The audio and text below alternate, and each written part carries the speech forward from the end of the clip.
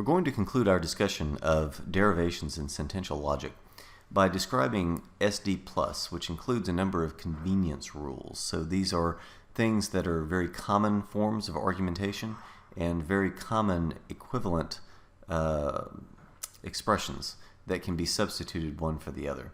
So what this is going to give us then in SD+ is a system that's not actually stronger than SD. So that if something can be derived in SD, it can be derived in SD+ and vice versa. So what we have then are three derivation rules where we have two premises and one conclusion. And then we have 10 rules of replacement, and those are simple substitutions, so that if you see one line, then you can replace it with another. For the derivation rules, these are such that if you see two premises that are of the form described, then you can then assert the conclusion. So here's what we're talking about. The first one is modus tollens, also called denying the consequence. So if P then Q, and if I also know not Q, then I can conclude P. Now, unfortunately, this is one of those places where your book has an important typo, so even though it's a 6th edition, there are still some errors, and this is definitely one of them. So you're going to have to be careful. The correct formulation is here. The other notable absence, which is kind of amusing, is section 7.4's exercises. They're missing completely from the book, which is why you see section 7.4 has its own PDF of exercises and in the solutions manual as well.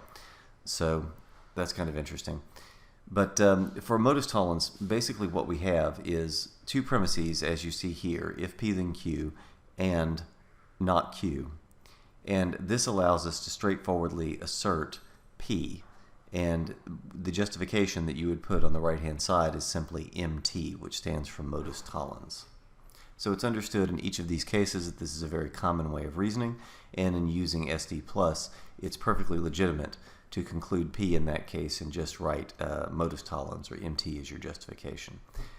Similarly, for the hypothetical syllogism, this is one that you've seen before and may have gone through the steps to derive as part of a proof, and it's very straightforward in the sense that what we have for the two premises are if P then Q and if Q then R. So this allows us to kind of chain things together and conclude if P then R. It's called a hypothetical syllogism because these are all syllogisms where we have premises and conclusions, and it's hypothetical because the conditional, the material conditional, is a form of hypothetical assertion. We're saying if P is the case, then Q is the case. If Q is the case, then R is the case. And then even the conclusion is a hypothetical. If P is the case, then R is the case. We're not actually making any concrete claims about something being the case. What we're saying is hypothetically, if P were the case, then Q is the case, and so on.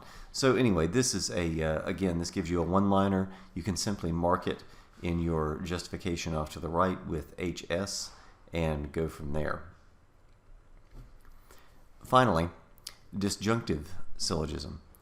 This is where we know that if P or Q is true, and we also know not P, then we can conclude Q.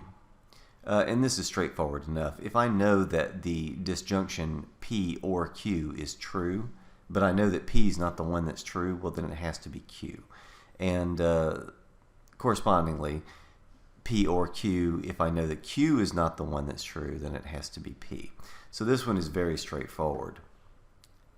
Now, the rules of replacement, I put these all on one slide because I want this to be a kind of reference for you as you're going through and doing your derivations.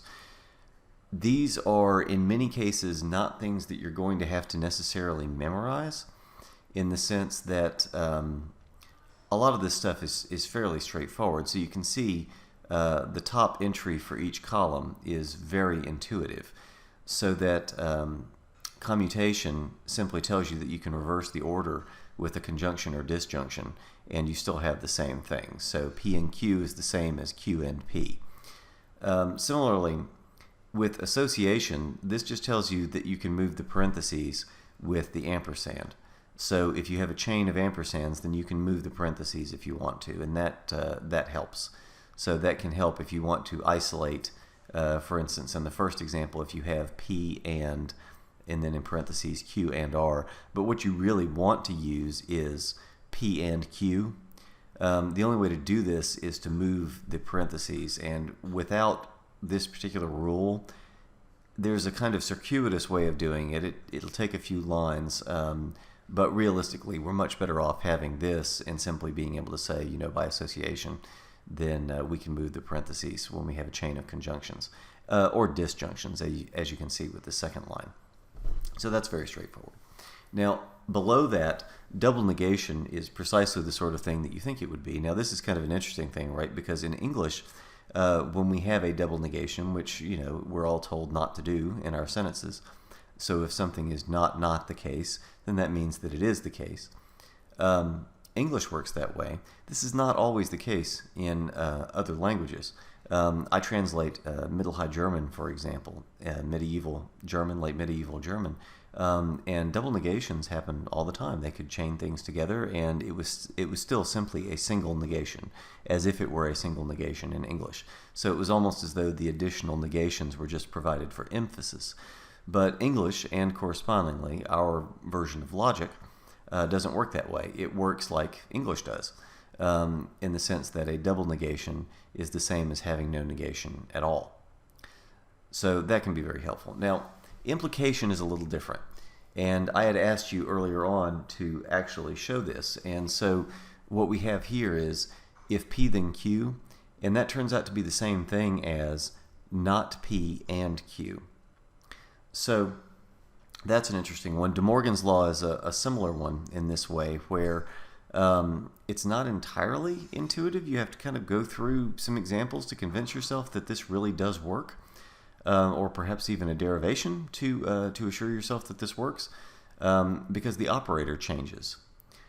So that can be kind of interesting. Now, idempotence is another one of those which seems kind of obvious, but at the same time it bears showing it, so that P is the same as P and P. Obviously, you're going to be able to have P in conjunction with itself, and it's going to be the same as P. Similarly, you can have P in disjunction with itself, and it's going to be the same as P. Obvious, certainly obvious in English, but not so obvious symbolically, and so it's useful to have that rule. Transposition is a similar one, where we can flip the material conditional as long as we negate both terms. So if P then Q turns into not P then not Q then not P. So exportation is another kind of corner case that gives us another relation which can be very useful. Distribution as well. That's kind of an interesting one if you're familiar with the way that this works when you distribute over multiplication and addition in mathematics. This should be somewhat reminiscent of that. And finally, equivalence. We have a couple of versions of this that are kind of curious. I think the second one is perhaps more intuitive than the first, where P if and only if Q yields what we see at the bottom. So P and Q, or not P and not Q. So if P and Q have the same truth value, which is what equivalence tells us. So P if and only if Q tells us that either they're both true or they're both false. Whatever it is, they're going to be the same thing. That disjunction there tells you the same thing. P and Q, in other words, if they're both true, then it's going to work. Or not P and not Q. In other words, if they're both false, then it's going to be true. So that's, again, kind of intuitive. Nice to have this in a one-liner, and it certainly simplifies a lot of what we're going to be doing with some of the derivations. So hopefully these rules will help.